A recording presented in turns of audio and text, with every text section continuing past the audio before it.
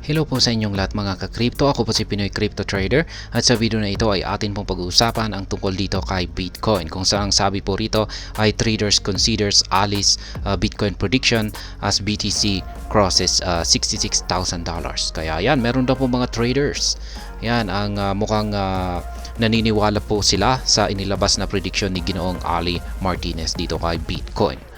Yan, kaya ayan, mukhang magpapatuloy po sa pag-angat sa presyo itong si Bitcoin sa mga susunod na araw. Kaya ayan, bago po tayo magpatuloy ay nais ko lamang po munang bigyang linaw ang aking disclaimer kung saan ang nilalaman po ng video na ito ay hindi po ito isang financial advice. For education and information purposes lamang po ang layunin nito. Maliban po dito ay nais ko na rin pong magbigay babala na wala pong kahit anumang group chat ang Pinoy Crypto Trader.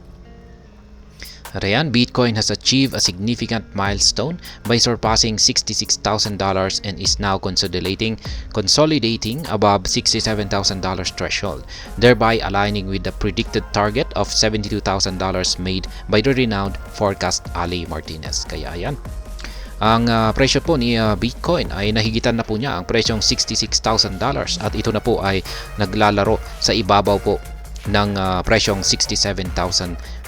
Kaya yan, ito raw po ay tumutugma sa inilabas na prediction ni Ginoong Ali Martinez na aakyatin ni Bitcoin ang presyong $72,000 sa nalalapit na hinaharap. Kaya ayan, ito po yung daily chart time frame ni Bitcoin at ayan na nga, naglalaro po siya sa presyong 70,329.77 sa mga oras na ito. Kaya ayan, mukhang yung target po ni Ginoong Ali Martinez ay nandito po sa mga 72. Ayan, mga nandito lamang po yan. Nasa ilalim po ng resistance line natin dito na 73K. Kaya yan nga, yung sa atin dito, ay yung inaabangan po natin dito ay kung magkakaroon nga siya ng breakout dito sa ating trend support line na ito, ay dyan po siya mag-uumpisa sa kanyang pag-akyat dito sa resistance line natin dito. According to Ali, Bitcoin will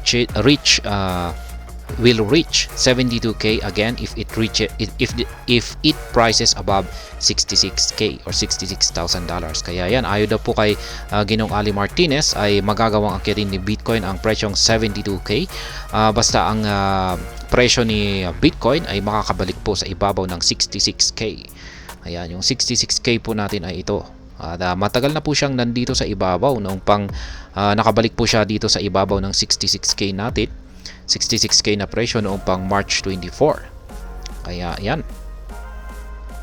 Having recently crossed $73,000 more than a week ago to an all-time high of 73,737, most traders believe that Ali's prediction on Bitcoin price to reach $72,000 is very plausible. Kaya yan, napaka-posible daw po ayon sa maraming mga traders ang price inilabas na prediction ni Ginoong Ali Martinez dito kay Bitcoin na babalikan niya or makakabalik po siya sa presyong $72,000.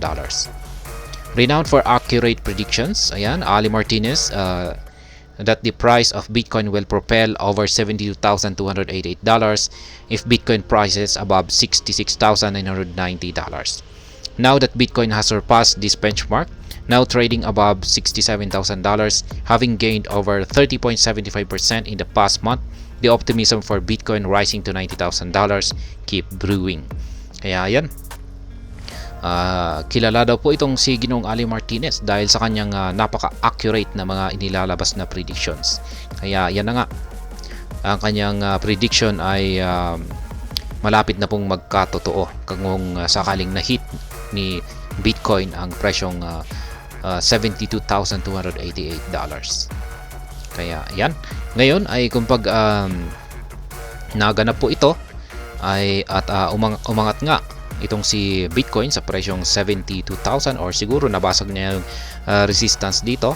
Yan, sa atin po rito ay 73,602 ay ayan, ang sunod naman daw po na tinitignan ng karamihang mga traders ay ang aakyatin ni Bitcoin ang presyong $90,000. Kaya dito po yan, napakataas po yan dito. Ayan, yan naman po yung sunod na target na tinitignan ng mga traders. Yan, traders po dito kay Bitcoin. Kaya yan.